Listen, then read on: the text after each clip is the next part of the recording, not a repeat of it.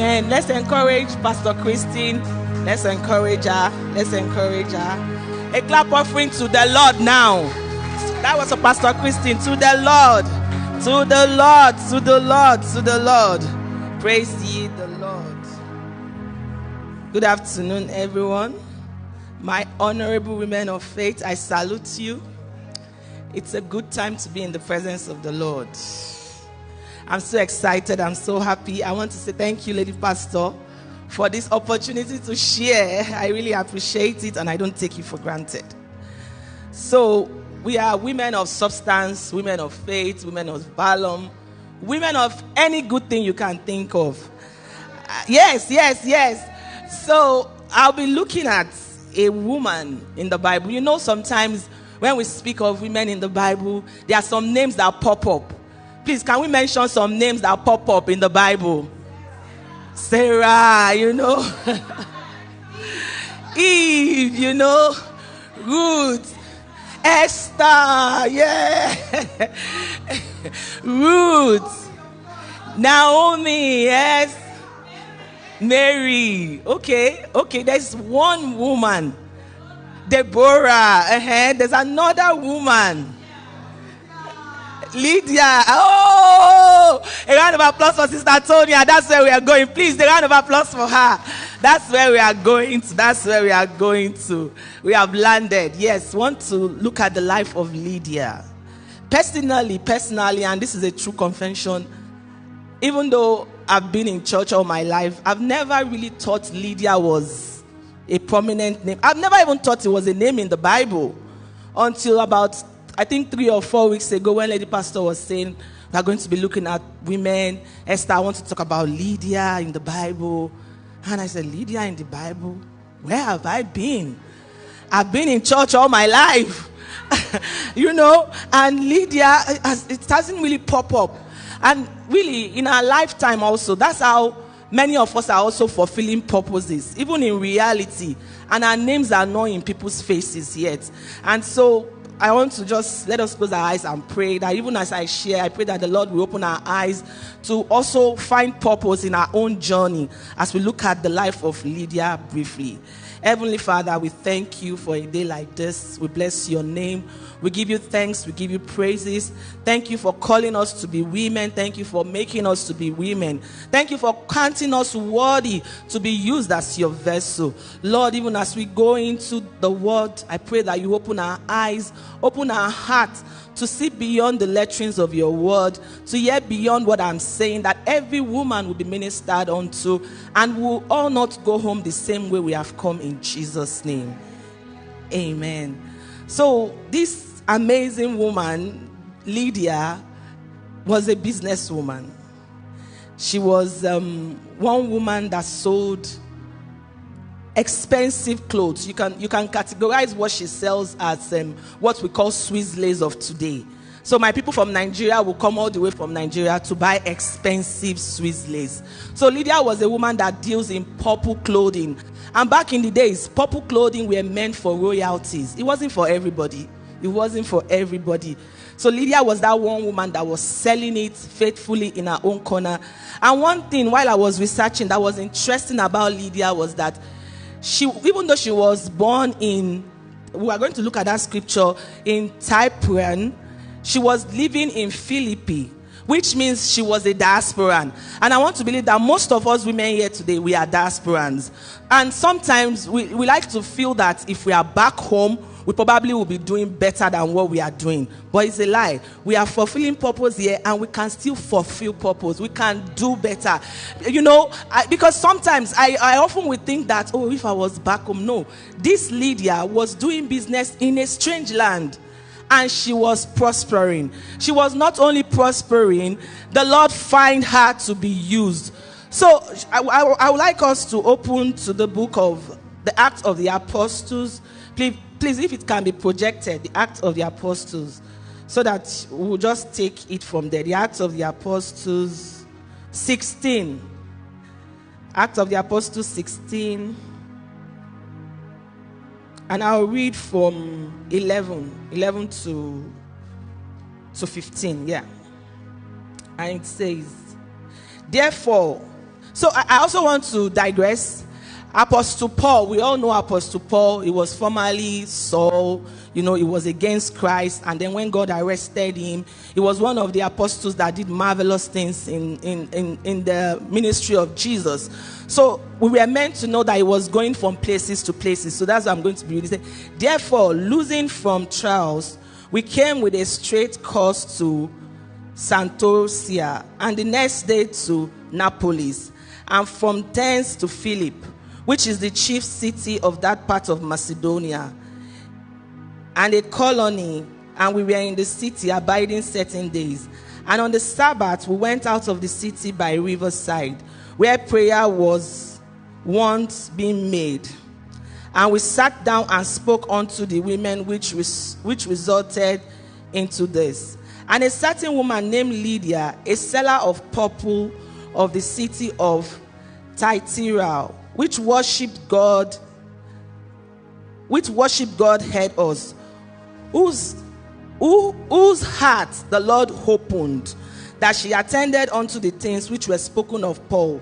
And when she was baptized, and her household, she besought us, saying, if ye have judged me to be faithful to the Lord, come into my house and abide there. And she constrained us. So it was said that Apostle Paul was going from places to places, and one of this beautiful woman was the woman he preached to. And that's what they tell us when we go for evangelism. You can only preach Christ, you can only tell people about Christ, but it's the Lord that will touch people's hearts. So the Lord touched her heart, and she gave her life to Christ. She and her household, they did not only just give their life to Christ, she was baptized. And sometimes, even though you've been baptized, you are saved, you are still in that place of doubt, thinking that am I worthy enough? For this woman to be sure that she was worthy enough, she told the apostles, please come into my house and let us eat together, which they obliged him. So I want us to also look at the fact that God can use anybody.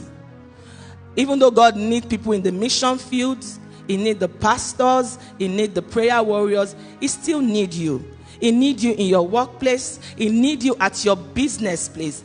He needs you beyond what you think. Some of us, you just think you are fulfilling purpose already, but God needs us. And I pray that even as we journey into this program today, the Lord will open our hearts. He will open our hearts. I love what Sister Inkiru says. Thank you so much. It was an amazing time of opening. It was an amazing time. Like the Holy Spirit is here, Mother. She said, she when Lady Pastor said there was going to be a women program, in her heart, she really wanted to do something. And some of us too, sometimes we really want to do something. She didn't just wish I would do something. She took a step of faith, went to Brother Ola and said, I want to sing. I want to sing. And before you know it, because God has seen her heart, God aligned her heart with the heart of Lady Pastor. And that was why Lady Pastor said she will be leading. Talking about opening up our heart. Most of the time, the Lord is speaking to us. Not only in place of prayer, because sometimes we think it's only when we are fasting and praying. Even when we are cooking, the Lord might just be speaking to your heart. He might just be telling you to do something. And sometimes you struggle. But please, going forward, let's just obey. It doesn't matter how it sounds, because if this woman had not done what she did, we probably will not be talking about her. And in the course of my research, I realized that even though Apostle Paul has been going to places preaching, do you know that her name was the first to be documented, to be saved in Europe? Her name was the first to be documented, even though other people's they've been saved. But her name was the first. Just why? She was a classy woman, doing business with royalty. She could have said, I have no business with Christ. She could have said, oh, what do they want to tell me? Like, Lord have mercy, some of us have 1,001 things we should be doing today. But you choose to be here. You choose to be here. And I pray that you will not go home the same way you have come, in Jesus' name. So this woman, in a place of business, she was preached to, she accepted Christ, and she did not just accept Christ and be comfortable with herself, because we are saved to be saved. To whom much is given, much is expected. So if you have been saved, you might not be preaching the gospel like Lady pastor will do it. You might not be preaching the gospel like every other pastor will do it, but let your life speak the word. Because this time and age, people don't even have time to read the Bible. Like, how do you even explain that you have a whole Bible in your phone? And sometimes you don't even have time to even open it. And sometimes when you are studying your devotion with your phone, there are things popping up. They are distracting you. And you are distracting another woman in your workplace. But just because the Lord has caused you to be in this place and you hear such words, He has planted you. People are reading your life. They are reading your life beyond your action. Even if you are doing business, how are you doing your business? Who are you selling to? Some of us, sometimes when we sell, we want to sell and just overhype the price. Little things like this. They will just read it and you tell me you are a Christian, you are doing this. People will just... So my prayer today is that even as we live here, let's begin to look at our life. And let's individually tell our life that we are going to make our life count, like Lydia. Like I said at the beginning, if we talk about women in the Bible, our name doesn't pop up, but our name is documented somewhere. It doesn't pop up. I want you to also reflect it into your life, that someday in generations to come, when they talk about you, even if your name will not pop up in the marketplace, even if your name will not pop up in the church or anywhere, let your name pop up in the life of your children. There's a quote I saw one time that says, even if I cannot save the world, at least let me save my household. Let us save our own household.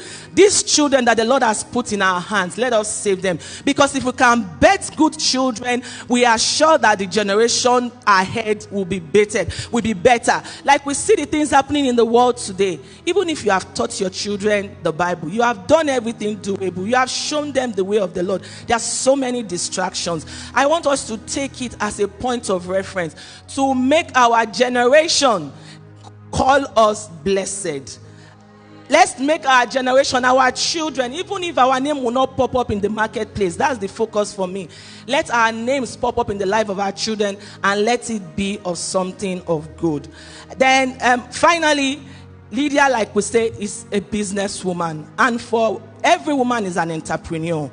Whether you are selling, whether you are not selling, you are an entrepreneur. Somehow. I know some people will argue that I'm not a business person, but you are an entrepreneur. And even before you leave here, you can begin to ask God that beyond our jobs, that the Lord will open us up to those things that He wants us to do. Because we still need to go to places. We need to meet people. We need to do so many things.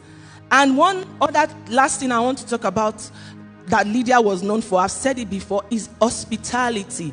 And to whom much is given, much is expected. Even if you don't have, no matter the little you have, let people feel that you have. Be a part of something that is good.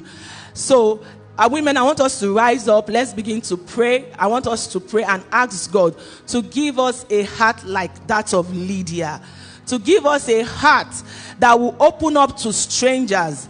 The Bible says in the book of Hebrews, it said some people have entertained strangers. They entertain strangers. Unknowing to them, they have entertained angels. Let's begin to pray that the Lord will give us a heart of Lydia, a heart of hospitality, a heart of giving beyond money, a heart of giving our time, a heart of giving our love, a heart of giving our advices, a heart that give unto God, not just unto God, and also unto men. Heavenly Father, we thank you for a day like this. We thank you for the woman you are causing us to become. Lord, we pray that you will give us a heart of Lydia, a heart of giving in the mighty name of Jesus, a heart of giving that our generation will call us blessed, that everyone we come across will call us blessed. Father, we pray, oh Lord, that you will prosper the works of our hands in the mighty name of Jesus. Oh Lord, you will cause us to begin to fulfill purpose like never before.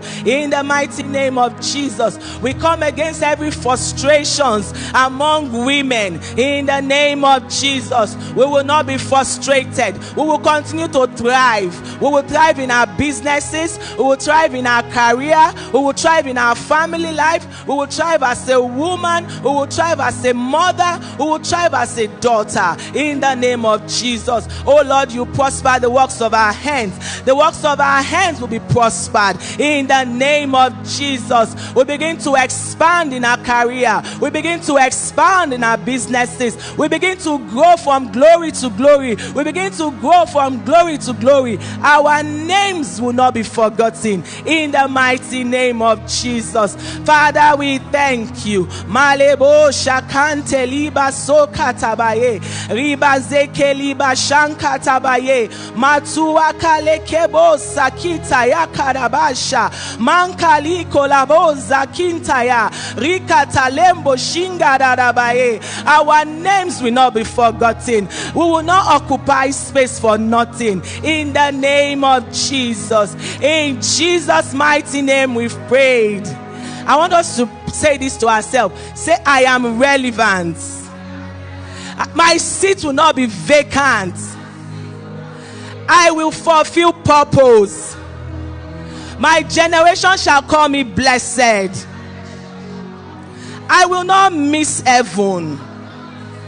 I will keep going from glory to glory. Let's turn it to prayer. Say, I will keep going from glory to glory. My space will not be vacant. My generation will call me blessed. In the mighty name of Jesus, I am relevant. They will call my name in places that matters. In the name of Jesus, my career will grow. My business will grow. My children will grow. Our children will serve the Lord. Our husbands will call us blessed. In the mighty name of Jesus, from glory unto glory. For the glory of the latter is greater than that of the former. Thank you, blessed Savior. We give you all the glory. We give you all the honor. We say, be thou exalted, O Lord. Be thou glorified, O Lord. Thank you, Jesus. Thank you, Jesus. Thank you, Jesus. We give you glory. We give you honor. Take all the glory. Take all the honor. Hallelujah. Hallelujah. Hallelujah. Hallelujah. Hallelujah. Hallelujah. Is the highest praise. Is the highest praise. Hallelujah. Glory to God. Glory to God. Glory to God. In Jesus' mighty name we pray. Amen. Malikabo sakanta baye. Glory to God. Glory to God. Glory to God. Glory to God. Glory to God. Hallelujah. Hallelujah. Hallelujah. Mande kelibaso. The Lord is in the temple. Manda kale kiba shokarabaye. We give you glory, Lord. We worship you. Woman of substance, worship the Lord. Woman of purpose, worship the Lord. Women of grace, worship the Lord. Women of destiny, worship the Lord. Thank you, Jesus. Hallelujah. You are wonderful. You are worthy, oh Lord. You are wonderful. You are worthy, oh Lord. We give you glory. We give you glory, Lord. As we honor you. We give you glory. We give you glory, Lord. As we honor you. Oh yes, you are. You are wonderful. You are worthy. Oh